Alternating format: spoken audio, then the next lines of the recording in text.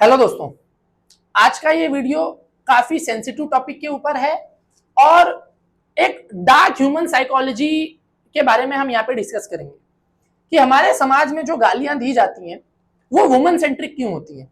और वीडियो शुरू करने से पहले ही मैं आपको वीडियो का डिस्क्लेमर दे दूं कि भाई आगे जो वीडियो का पार्ट है वहां पे कुछ वल्गर वर्ड्स में यूज करूंगा, तो अगर आप उन वल्गर वर्ड्स को सुनने में कंफर्टेबल नहीं है, आप महिला हैं या छोटे बच्चे हैं, तो मैं पहले ही आपको डिस्क्लेमर दे रहा हूं कि भाई आप वीडियो को यहीं पे डिसकंटिन्यू कर दीजिए, ठीक है। क्योंकि जो हमारे समाज में जो रोड पे सड़क पे हम सुनते हैं, जब दो लोगों के बीच में झगड़ा होता है तो जो गालियां वो एक दूसरे को देते हैं, वो गाली का ओरिजिन क्या है, उसका असली मतलब क्या है, वो कैसे एग्जिस्टेंस में आई, वही गाली क्यों स्पेसिफिक दी जा रही है, ये सारी चीजें मैं वीडियो में डिस्कस करने वाला हूं। तो अगर आप कंफर्टेबल नहीं है तो यहीं पे वीडियो को स्किप कर दीजिए। तो सबसे पहले हम समझते हैं कि गालियां हैं क्या। एब्यूज। अब ये जो एब्यूज होते हैं ये दो तरीके के होते हैं, ठीक है। फिजिकल एब्यूज होता है और वर्बल एब्यूज होता है। अब देखो, फिजिकल एब्यूज का जो फंडा है वो बहुत सिंपल है कि आपको किसी पे गुस्सा आया या कोई भी मामला है, आप सीधे उसका टकला फोड़ देते हो, मारपीट कर लेते हो, हाथापाई पे उतर आते हो, दो चार पंच मारा, सरवर फोड़ा, आप भी ठंडे वो भी ठंडा, ठीक है। और ये जो फिजिकल एब्यूज होता है ये जल्दी से हील भी कर जाता है। अब जब तक चोट का है तो चोट भर गई, जख्म भर गया, मामला मैटर खत्म। लेकिन जो वर्बल एब्यूज होता है ना, वो इंसान को दो तरीके का डैमेज देता है, एक मेंटल जिसको हम साइकोलॉजिकल कहते हैं और एक इमोशनल, या इन दोनों को आप जो है ना वो सेम ही कंसिडर कर सकते हो कि ये जो है ये same he type of damage है, इमोशनल और मेंटल दोनों। अब ये क्या है, कैसा है, ये समझने से पहले हम ये समझते हैं कि एब्यूज इंसान करता ही क्यों है, ठीक है। बाय डिफॉल्ट अगर मेरा किसी ने नहीं कुछ बिगाड़ा है, मेरा किसी के साथ कोई मैटर नहीं है, तो मैं उसको ना फिजिकल एब्यूज करूंगा ना वर्बल एब्यूज करूंगा। एब्यूज करने की नौबत सबसे पहले तो ये आती है कि जब मेरी किसी के साथ बन नहीं रही है, या तो सामने वाले ने मुझे कोई नुकसान पहुंचाया है, उसकी भरपाई नहीं कर पा रहा है या नहीं करना चाहता, इस तरीके का कोई मैटर है, या तो फिर वो मुझसे बदतमीजी कर रहा है और वो बदतमीजी मैं बर्दाश्त नहीं करना चाहता तो पलट के मैं भी बदतमीजी कर रहा हूं। बेसिकली एब्यूज का जो रूट कॉज है वो है एंगर। अब ये साइकोलॉजी का अलग एक पूरा चैप्टर है, एंगर मैनेजमेंट और इमोशनल स्टेबिलिटी, उसके बारे में हम यहाँ पे नहीं जा रहे हैं। यहाँ पे हम बेसिक ये बात कर रहे हैं कि समाज में जो गाली होती है वो कैसे डिराइव होती है।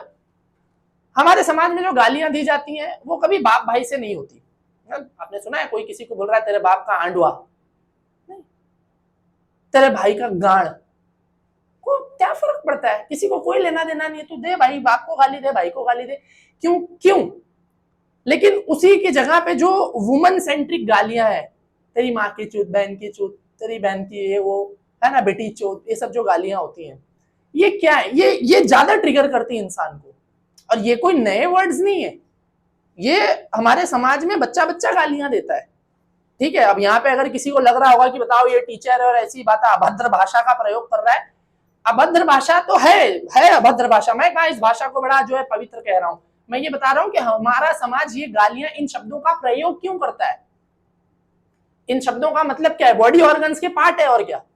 किसी की माँ बहन का जो सेक्सुअल ऑर्गन है, जो मामला है, उसको आप नाम लेके कह रहे हो एक अलग टोन में, तो ये क्यों होता है। इसका सबसे पहला कारण है वीकनेस। सोसाइटी जो है, इंडियन सोसाइटी, वो पेट्रियार्कल रही है हमेशा से, पुरुष प्रधान समाज हमारा देश हमेशा से रहा है। तो मर्द का जो हिस्सा है समाज में वो ज्यादा स्ट्रेंथ प्रेजेंट करता है, पावर प्रेजेंट करता है, कंट्रोल प्रेजेंट करता है, और वुमन का जो हिस्सा है समाज में वो वीकनेस प्रेजेंट करता है। आमतौर से हमारे समाज में जो लोगों की मेंटालिटी है, ठीक है, वुमन हमेशा से हिस्टोरिकली बहुत ज्यादा पावरफुल नहीं रही सोसाइटी को कंट्रोल करने में। तो जब आप किसी के बाप भाई के नाम से गाली दोगे, तो बाप भाई मर्द है भाई, वो पहले से स्ट्रेंथ प्रेजेंट कर रहे हैं, तो उनको बुरा नहीं लगता है, तो ठीक है ना, जाना बाप को दे मेरे गाली, क्या ही फर्क पड़ता है, कोई फर्क नहीं। लेकिन वुमन जो है हमारे समाज की हमेशा से एक वीक पार्ट रही है, तो ये एक सबकॉन्शियसली इंसान को ऐसे ट्रिगर करता है कि यार आप और कमजोर को और गाली दे रहे हो। ये क्या मतलब, जैसे होता है ना कि अगर कोई किसी पहलवान से लड़ रहा है तो हमको नहीं बुरा लगता है कि ठीक है भाई लड़, वो पहलवान के पास ताकत है, पलट के वो भी मारेगा तेरे को। लेकिन अगर कोई किसी कमजोर से लड़े तो हमको गुस्सा आता है कि भाई कमजोर से क्यों लड़ रहा है यार। वो सेम चीज है, सबकॉन्शियसली हमारा ब्रेन ट्रिगर करता है कि यार वुमन जो है वो पहले से समाज में वीक जो है वो ग्रुप है, आप उसको और क्यों टारगेट करो। ये दूसरा, बाप भाई के साथ जो है हमारा इमोशनल जो कनेक्शन होता है, इमोशनल जो कनेक्शन होता है वो बहुत ज्यादा नहीं होता, होता है मगर मतलब एकदम ज्यादा नहीं होता। ठीक है, अगर मैं इसको पूरा ही यहाँ से हटा दूं और इसको हम अच्छे से समझें तो शायद वो ज्यादा बेटर हो जाएगा कि बाप या भाई के साथ हम लोगों का जो इमोशनल कनेक्शन है वो बहुत मामूली सा है। ठीक है, घर के जो हमारे फीमेल मेंबर्स हैं, स्पेशली मदर और सिस्टर या डॉटर, और जो हमारे मेल मेंबर्स हैं, तो घर के मेल मेंबर्स के साथ आप बहुत हाईली इमोशनली कनेक्ट नहीं होते हो। ठीक है, मतलब बाप भाई का ज्यादातर झगड़ा ही रहता है, मतलब बाप की बेटे से जमती नहीं है, ज्यादातर बेटे की बाप से नहीं जम रही है, उनका आपस में है। फिर भाई भाई हम सुनते हैं प्रॉपर्टी के लिए लड़ रहे हैं, तो सबकॉन्शियसली ऑलरेडी इंसान अपने भाई के लिए बाप के लिए बहुत ज्यादा फील नहीं करता है। हाँ ठीक है, चलता है। लेकिन माँ बहन जो है, ये आदमी इनसे बहुत ज्यादा इमोशनली कनेक्ट होता है। माँ की ममता, बाप की बापता कभी सुना है? नहीं, मतलब बाप की बापता क्या है, ठीक है बात, लेकिन माँ की ममता, बहन का प्यार, भाई बहन का रिश्ता, ये रिश्ते हमारे समाज में बहुत पवित्र हैं, बहुत सेक्रेड हैं। और इंडियन सोसाइटी का, नॉट ओनली इंडियन सोसाइटी, पूरे ह्यूमन सिविलाइजेशन का फंडा एकदम सिंपल है।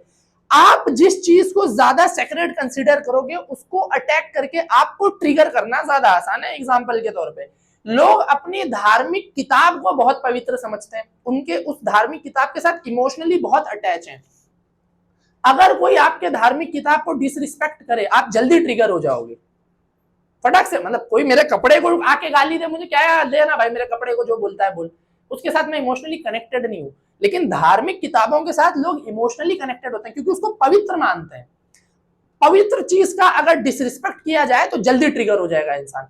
वही सेम है कि जो फीमेल मेंबर्स के साथ इमोशनल कनेक्ट है वो बहुत सेक्रेड है, बहुत ज्यादा डीपली कनेक्टेड है, डीपली इमोशनल है माँ के साथ। और आमतौर से जो लड़का होता है वो माँ से ज्यादा नजदीक होता है, और जो बाप होता है, मतलब माँ अपने बेटे से ज्यादा नजदीक होती है और बाप अपनी बेटी से ज्यादा नजदीक होता है। तो अगर किसी की बेटी है, उसके बेटे को गाली दोगे उसको कोई फर्क नहीं पड़ेगा, बहुत ज्यादा बुरा नहीं मानेगा, थोड़ा मोड़ा।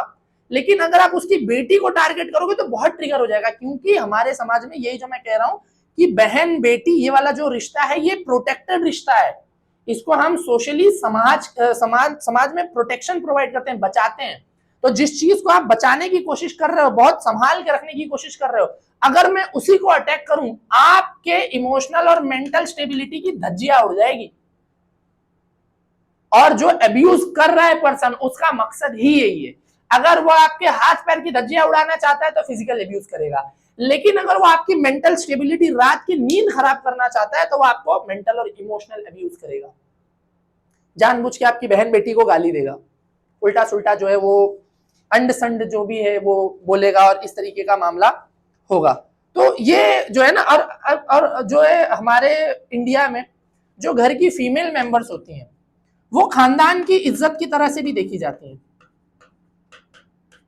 है ना, खानदान की इज्जत होती है ये, घर की आबरू, बहन बेटी घर की इज्जत होती है और बहुत नाजों से पाली जाती हैं। तो जब बेटियां घर में पैदा होती हैं बाय डिफॉल्ट, अब मैं आपको बताता हूँ कि मैं लड़का हूं, मुझे ख्वाहिश है कि मुझे बेटी पैदा हो, बाय डिफॉल्ट मेरी बेटी, मैं उसके पैदा होने से पहले से मैं विश कर रहा हूँ कि यार मेरी एक बेटी हो, मैं उसको बहुत प्यार करूं, उसको संभाल के फूल की तरह जो है ना वो बड़ा करूं, उसकी हर एक फरमाइश पूरी करूं। मैं ऑलरेडी इस साइकोलॉजी में मैं जी रहा हूं, और अभी मेरी कोई बेटी है नहीं, बट मेरी एक चाहत है, हर मर्द को चाहत होती है कि मेरी एक बेटी हो। ठीक है, तो अब वो बेटी पैदा होगी और उसको बाद में कोई मेरे सामने अगर अब्यूज करेगा कि तेरी बेटी की ये, तेरी बहन का ऐसा, ट्रिगर हो जाऊंगा ना मैं। तो ये एक रीजन है कि वो खानदान की इज्जत है, उनके साथ बहुत डीपली इमोशनली आदमी कनेक्ट है। और अगर आप किसी को डैमेज देना चाहते हो साइकोलॉजिकली, उसकी नींद हराम करना चाहते हो, तो यही जो है मामला होता है। हाउएवर ये बिल्कुल सही नहीं है, अब्यूजिव लैंग्वेजेस सही नहीं है, ये बरोबर बात नहीं है। लेकिन जब गुस्सा आता है, जब एंगर ट्रिगर करता है, तो एंगर ट्रिगर करने में दो मैटर है। अगर आप फिजिकली सामने वाले से ज्यादा स्ट्रांग हो तभी आप उसको फिजिकल अब्यूज करने जाओगे, लेकिन अगर आप फिजिकली उससे ज्यादा स्ट्रांग नहीं हो तो आप कोशिश करते हो कि इसको वर्बल अब्यूज में पछाड़ दूं, इतनी गंदी भाषा का प्रयोग करूं, ऐसी इसकी माँ बहन की इज्जत उतारूं। कि बहुत सारे ऐसे वर्ड्स होते हैं जो मैं भी फिलहाल बोलने में कंफर्टेबल नहीं हूं, ऐसी ऐसी गालियां देते हैं लोग। तो ये एक असली कारण है कि क्यों गालियों में फीमेल्स का जो है ना वो नाम ज्यादा लिया जाता है, फीमेल सेंट्रिक गालियां क्यों होती हैं, ठीक है। और ये भी मैंने आपको बता दिया कि गालियां जो होती हैं, देखो गालियों को लेके एक जो परसेप्शन है वो ये है कि गालियां महिला पे अटैक है। नहीं नहीं, गालियां अटैक महिला पे नहीं है, गालियां अटैक तो मर्द पे ही है। गालियों में महिला का नाम इस्तेमाल करके मर्द को ही अटैक किया जा रहा है। उस मर्द की, अब देखो घर का लीडर कौन होता है हमारे देश में, इंडिया में या सब कॉन्टिनेंट में, घर का लीडर कौन है? मर्द है जो घर लीड करता है। और घर के सेकेंडरी लीडर्स और जो प्रोटेक्टिव पार्टनर्स हैं वो कौन है? फीमेल है। बड़ी बहन, छोटी बहन, ये सब जो है वो loving and caring members of society है, फैमिली है। लेकिन जो मर्द है वो लीडर है। तो अगर मुझे लीडर को डैमेज करना है तो वो जिनके साथ इमोशनली कनेक्टेड है उनके नाम पे उसको हैरेस कर दो, मेंटली उसको डिस्टर्ब कर दो, माँ बहन की गंदी गालियां दो, ऐसी बातें बोलो जो उसने कभी सोची भी ना हो। आप सुने हो कभी कि कोई बोल रहा है तेरा बाप रंडा है? नहीं, तेरी माँ रंडी है बोलता है। क्यों? ये जो वर्ड है वो किससे एसोसिएटेड है? रंडी ये वर्ड बहुत नेगेटिव वर्ड है हमारे समाज में। प्रोस्टिट्यूशन, तो जब इंसान को आप कहते हो तेरी माँ रंडी, तेरी बहन रंडी है, वो ट्रिगर हो जाता है कि यार मेरी माँ को तो प्रोस्टिट्यूट बोल रहा है। अब देखो ये एक अलग डिबेट है कि नहीं, प्रोस्टिट्यूट की अपनी इज्जत है, वो सब अलग एथिकल डिबेट है, मैं वहां नहीं जा रहा हूं। मैं साइकोलॉजी समझा रहा हूं कि ये क्यों है।